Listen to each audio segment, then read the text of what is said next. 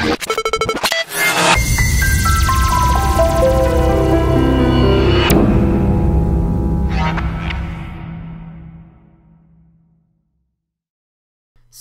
I want to just get rolling here.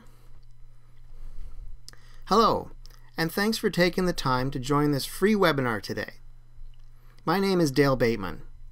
I'm a part-time internet marketer living near Toronto, Canada. My background is in graphic design, marketing, and personal training. Plus, I've been building my online business as a part-time internet marketer for almost 4 years. Now, before I get started with today's free webinar, let me share with you what I believe is the #1 mistake that most internet marketers make, and yes, this includes me, especially when they are just getting started.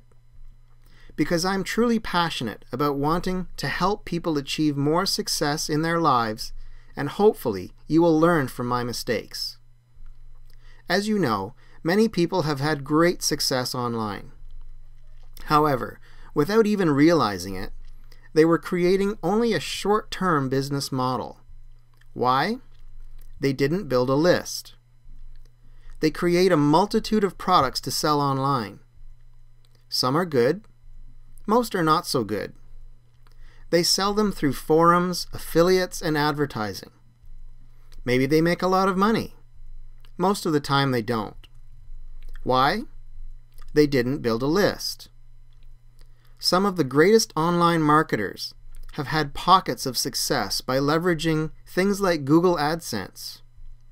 By implementing simple keyword strategies early on, some brought in a whopping 6-figure income. But then, Google changed the rules, and these once successful online marketers were left with almost nothing. Can you guess why? That's right, they didn't build a list. So why is a good list so important? Quite simply, a quality list will continue to pay you for your quality online content over and over and over again. It all comes down to the trust that you earned from your email list. They learn to trust you because you've taken the time to build a strong relationship with them. So, what's the best way to build a strong, loyal list? That's what we're going to cover in this free webinar series. Now, I want to officially welcome you to this free internet marketing webinar. Let's get started. Grab a pen and some paper to make notes. Once the webinar is over, I'll open the floor for some Q&A. Right now, I'm doing high-level internet marketing and creating automated and passive sources of income online. Plus, I'm enjoying teaching people, just like you, how to do the same thing and make money online. But this time around, I'm making sure that everyone on my team is focused on building a list. Don't make the same mistakes that I made. Make sure that you take the strategies you will learn here and use them to build a strong, loyal email list.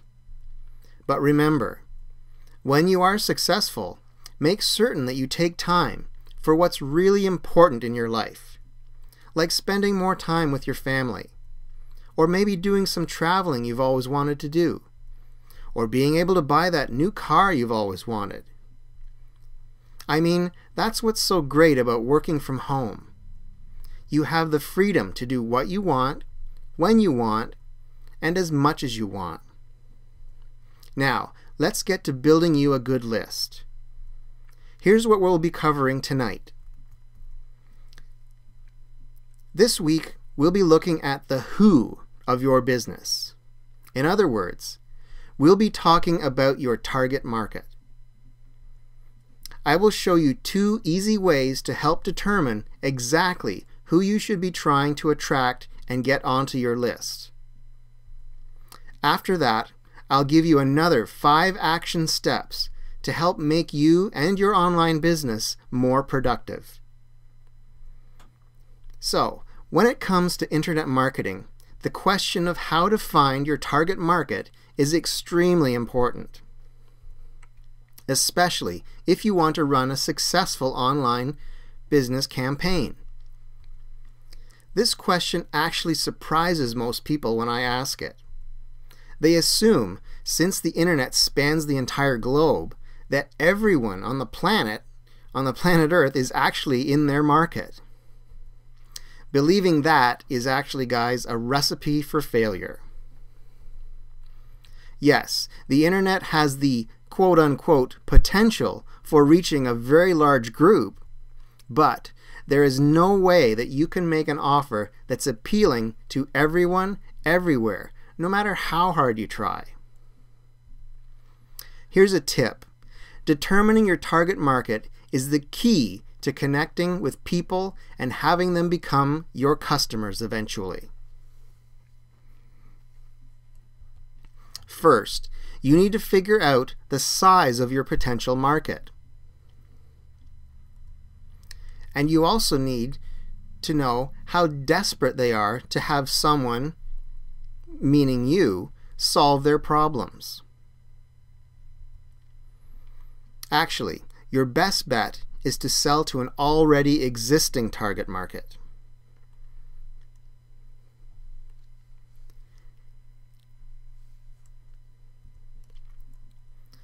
First, you must find a need within that market. A need that isn't being satisfied yet. Now you say to yourself, how do I do this? Well, here's number one. Use search engines. If enough people are searching for something online, there's obviously a need for it. Okay? However, you also need to be careful about which keywords, and that means, by keywords, I mean the terms people enter into the search engine. You have to be careful about the keywords you are gathering data on. Remember, you are looking for a quote-unquote hungry market. People who want something that you have to offer them. So give some careful thought as to what terms desperate people would be entering into the search engine. And an idea here, guys, is put yourself in their shoes. If you were absolutely desperate to find the answer to a problem that you had, let's say, just as an example, someone trying to lose weight. They've tried countless other things.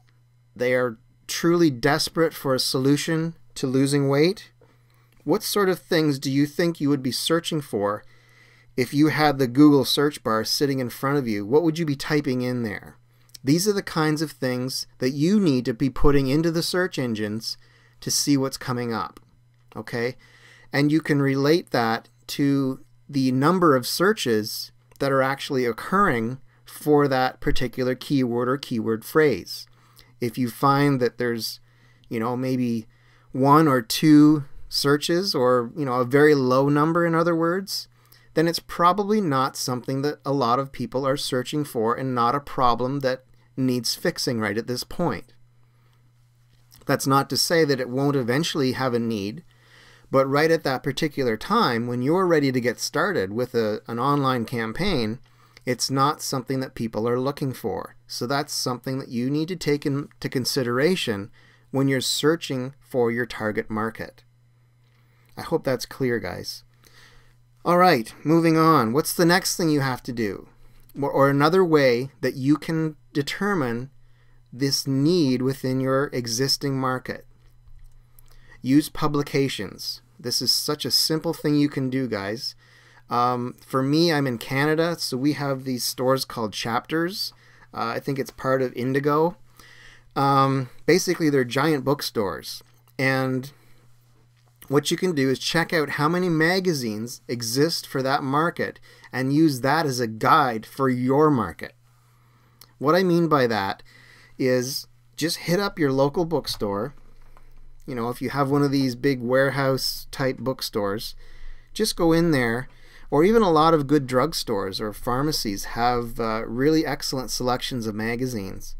And just do a little tally yourself about magazines that deal with a specific topic that perhaps you've been thinking about offering as part of your niche or part of your target market, and take a look at how many magazines exist for that market, just in that one store alone.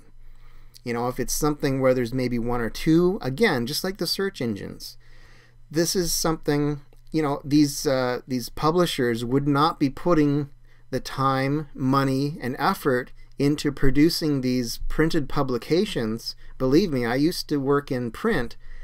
It's a lot of work and a lot of expense to put out these publications. They wouldn't be going to that extent if there wasn't the readership for it, if they couldn't support it with a valid and large target market for that particular subject.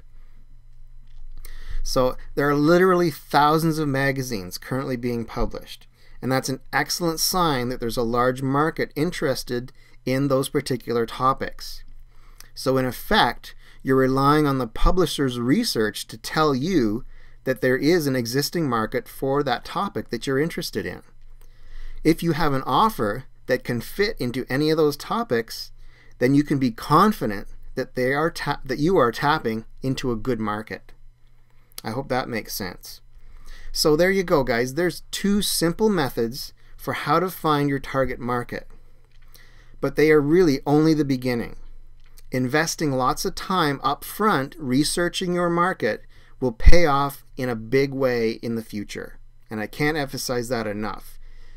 And another thing that you should try to do, and this is a really good exercise for you to really get in tune with your actual market, is take a piece of paper and write out I don't know how to describe this, but it's a description, I guess, is the best word I could use to describe it. Write out an actual description of a typical person that would exist in your target market. And by that, I mean get into really great detail with it. Answer the W5, as I say. Who are they? What are they interested in? Where do they live? Who, what, where, when? When do they purchase whatever it is that they purchase? Whatever this product or service is. Where, who, what, where, when, why, and obviously how too. Take a look at all of those things and actually write out a detailed description of this person. You know, call them Joe Smith, for the lack of a better name. You know, call them Joe Smith and tell us where he lives, what's his background, how old is he, what's his income, does he have family, does he have friends, yada yada yada. Make it very detailed and write that out. And what the reason for this, guys, is I find it's helpful for me if I have a specific person that I have in mind when I'm targeting my offers and my campaigns online. Because if you have that particular person in your mind, you know, that person does exist. They're out there somewhere. And there's not only them, there's probably hundreds or even thousands more just like them. They don't have that same name that you've given them, obviously, but they do exist. And it's a case of really getting that ingrained into your head so that you know who you're going out and looking for when you create your online campaigns to sell your product or service. So, moving on then, there's your two great ways using the search engines. Let's just go back there for just a moment. Use your search engines. Obviously, if enough people are searching for something online, there is a need for it. And number two, using actual printed publications. And you know, if you don't have access to printed publications, check online publications. There's tons of e-zines out there that people read online. You know, and in many cases, any magazine that's in print also has a website. So just do a search for, you know, back to our weight loss example, weight loss magazines online or something like that. You could do a simple search like that and come up with all kinds of different publications. All right, so there's your tips for this week. Now let's move on. Here's your next 5-part action plan for success. Each week, if you haven't joined us before, each week I'm going to give you 5 awesome tips to help you become more productive. Because giving you the information about what to do with your online business and becoming an internet marketer is all fine and well, but if you don't have strategies to put into place to turn this into an actionable plan, then chances are you're not going to do very well. Okay, and I'm speaking from experience here too. You know, until I started creating these action plans, you know, I didn't get things done that I wanted to get done. You know, I would go into things with all the best intentions, but because I didn't have a plan in place, it just didn't work out for me. And you have to do the same thing. And I can't emphasize this enough, guys. You really have to treat this like a real business. Okay? You are in business for yourself.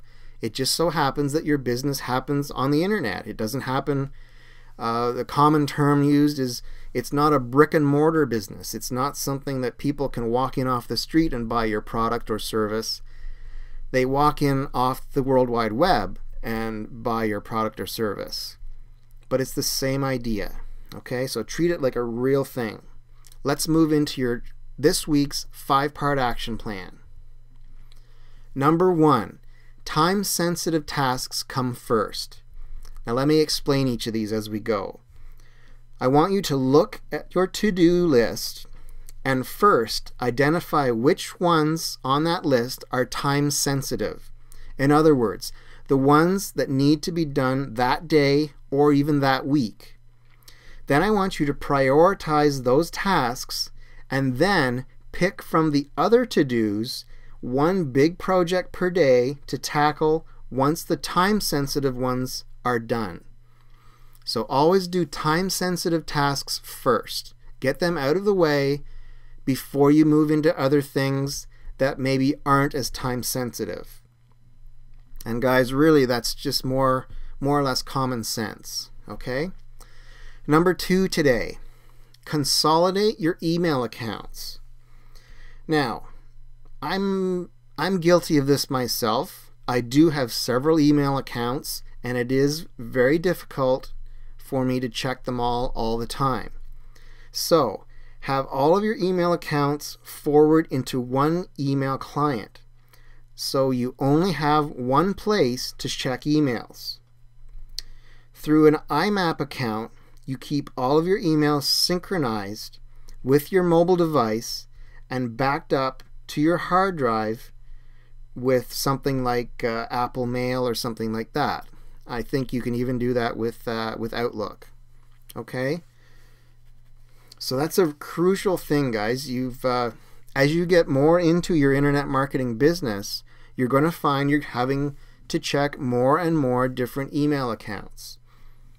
So if you can consolidate them, so you've only got to go to one place in order to check all those accounts, it makes it a lot easier and you're not going to miss anything. That's the biggest takeaway from number 2 here tonight. You're not going to miss an important email that you need to have checked. So consolidate those email accounts. Let's move to number 3 for tonight. Prevent possible interruption. What do I mean by this? Well, in order to enter a state of deep focus and concentration, it's important to prevent interruption. In this way, you can get into a momentum or a flow. You need to anticipate what may interrupt you, such as a cell phone, people around you, or the internet itself, and then take the necessary steps to eliminate any possible interruptions as much as possible. So obviously, if you are working on the internet, it's impossible to get rid of that potential interruption. But if you're working on a specific task, let's say you're writing a blog post on your blog, there's no reason why you need to have Facebook open at the same time or Twitter open, so you're getting those little bloop bloop, those little sounds that tell you, oh, you just got a new message from so-and-so, I better whip over to Facebook and see what they have to say. No, you should stay with your plan and keep working on your blog, because that's what you're there to do. Again, this is a real business and you should treat it as such. So, prevent possible interruptions. All right, moving on. Number 4 tonight. This one's pretty simple, but it's very, very important. Plan, plan, plan. And then I've got in brackets, and plan some more. Now, I want you to take the first 30 minutes of your work time, and again, just like I said, I believe last week, I'm doing this part-time, guys. I still have a full-time job, so I work a little bit in the morning before I leave for work, and I work about 2 to 3 hours in the evening after I get home. So, when you have delegated a specific portion of time for doing your online internet marketing business, you should take the first 30 minutes of that time to plan the rest of your time or your day, if you're working full-time at this, by making a list of the important tasks that you need to have done that particular day or that particular work segment, and stay focused on only those items. Okay, I'll repeat that back for you. Take the first 30 minutes to plan the rest of your time by making a list of the important tasks that you need to have done that day or that time, and stay focused on those items. Now, obviously, if you don't have a lot that you have to accomplish in, say, those 2 or 3 hours in an evening, you don't need to take a full 30 minutes to make your list.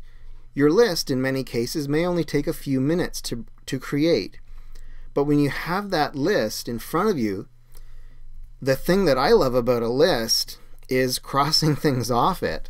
Okay, and I think we can all agree about that. There's nothing more satisfying than crossing something off your list that you've been able to accomplish. All right, so give yourself that little bit of reward, if you will. Create the list in the first place and give yourself that reward of being able to cross those things off, physically cross them off. And that will help you to get through your list more quickly and more efficiently. Alrighty. Number 5 tonight. Final point for tonight. Work less and get more done. Now, you're saying to yourself, isn't that a bit of a contradiction? Well, let me explain what I mean. I want you to set a time limit on your work sessions, and you will find that you will get more done. A benchmark you can follow is to limit both your work sessions, being sessions of about 60 to 120 minutes, and your weekly output of about 40 hours. Working hard is not just about the quantity of time, but about the quality. To increase the quality, you need to decrease the quantity. And there is actually what I call a sweet spot for every one of us, and you need to find that. All right, so let me give you an example. Let's say you've got a particular huge, awesome blog post that you want to create on your blog. Okay, it's going to take quite some time to create it. You've got to do some research, you've got to find some images, maybe some video, and you've got to bring all those pieces together to create this awesome blog post that you're going to send out to your email list. Well, if you take specific amounts of time that you have available to you and just take small portions of what you have totally and use that time to create whatever it is you're doing, like your blog post, then it triggers something in your mind where your brain will tell you, okay, you've only got 60 minutes or 120 minutes to do this, So you better get moving and you better get it done. Okay? Another example, quite often what I'll do in the evenings, I will have anywhere from 2 to 3 hours that I set aside to do my online internet business. And what I'll do is I'll say, okay, right now, for instance, it's 7:30. I'm going to take the next half hour until 8 o'clock, and I'm going to write 2 blog posts and have them totally ready, uploaded, scheduled in my blog, ready for release. And there's something that happens, it just triggers in my brain and it says, okay, based on that statement that we've just made, and this is me talking to my brain, of course, based on that statement that we've made, we have 15 minutes to do each of those posts, or we have 20 minutes to do one and 10 minutes to do the other, and so on and so on. You can split it up however you like. Just make sure that you're getting more done in less time. And you can only do that by using all of these tips together to come to that final conclusion and actually get more done in less time. So let's go back over these once more. Number 1, time-sensitive tasks always come first. Number 2, take all of those email accounts and consolidate them so you're able to check them in one spot. You're not going around and around from place to place and checking email here, going to another place to check another account. Consolidate them. Number 3, prevent possible interruption.